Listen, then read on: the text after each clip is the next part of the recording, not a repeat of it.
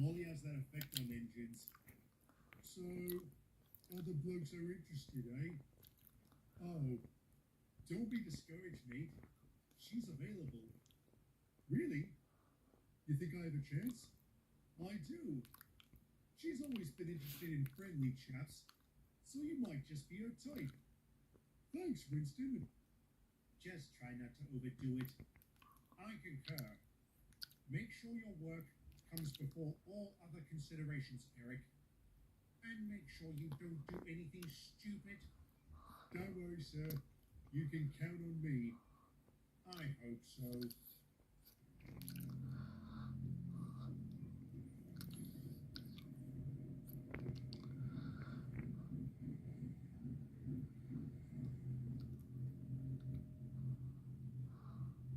Are you ready?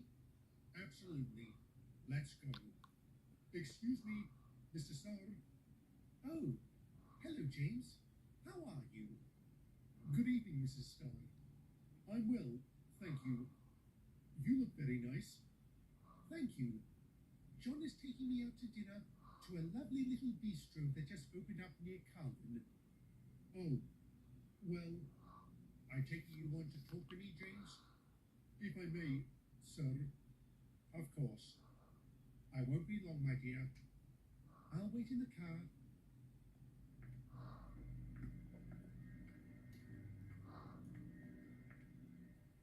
I know what you want to say, James. So, with all due respect, how could you not tell me we were getting in such a shipment of weapons?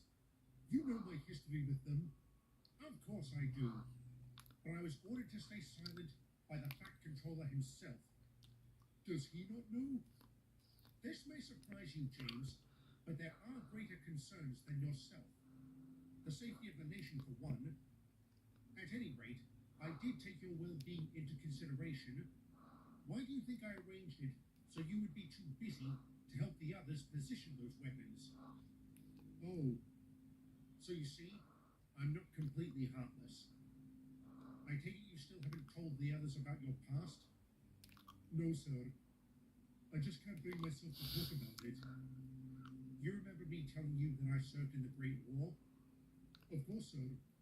The Gallipoli campaign, right? Yes. For years after, I wouldn't talk about it with anyone. I was afraid if I did, the horrors would come flooding back. Then one day, I realized that being silent wasn't going to change what had happened. Did talking about it help? Not really. But I still think it was better than keeping it to myself. And given the conversation I had with Edward earlier, it'd probably do you well to talk about it. Are you ordering me to do that, sir? Of course not. Only you can decide when you're ready.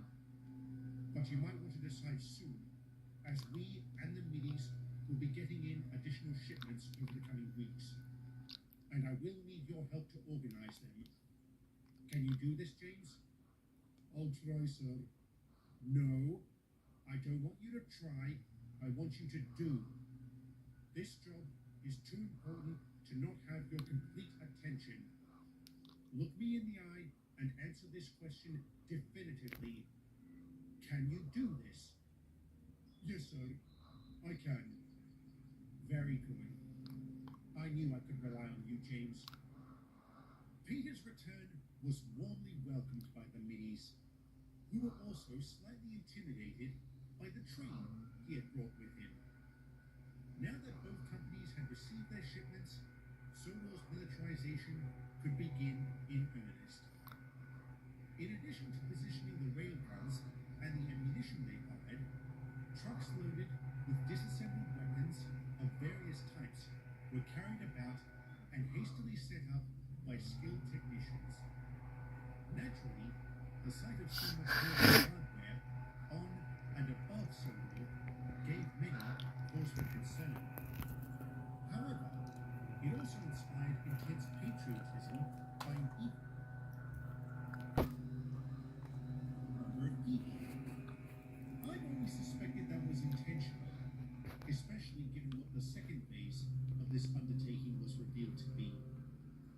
After the initial initial defences were established, which took about a fortnight to complete, it was announced that a joint Army-Navy base was going to be built near Biggerstown.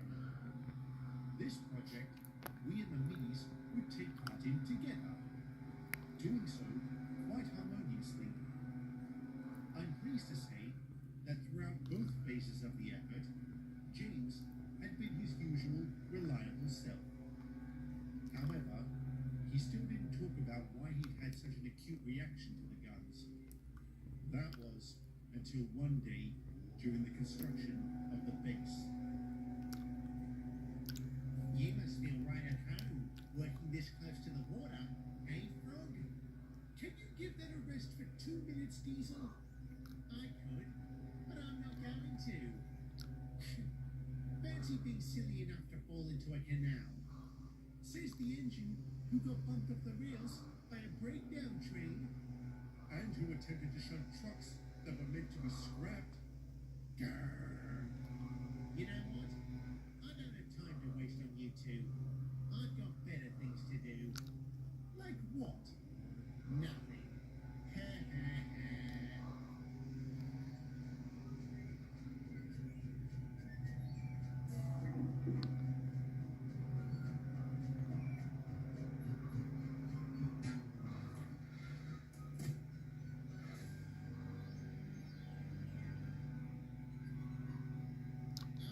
Father. Cracking performance as always, Diesel. Shut up, sausage. I don't need your spite. What in fizzling fireboxes is going on here? Diesel, what are you doing playing around with the guns? I wasn't playing with it. It just derailed while I was shunting it. The gears probably got jammed in the sleepers or something. Oh, so you just happened to get the dodgy one. Is that right? One of these days, Diesel, your mucking about is going to cause a disaster. I wasn't. Never mind. Let's just get this sorted.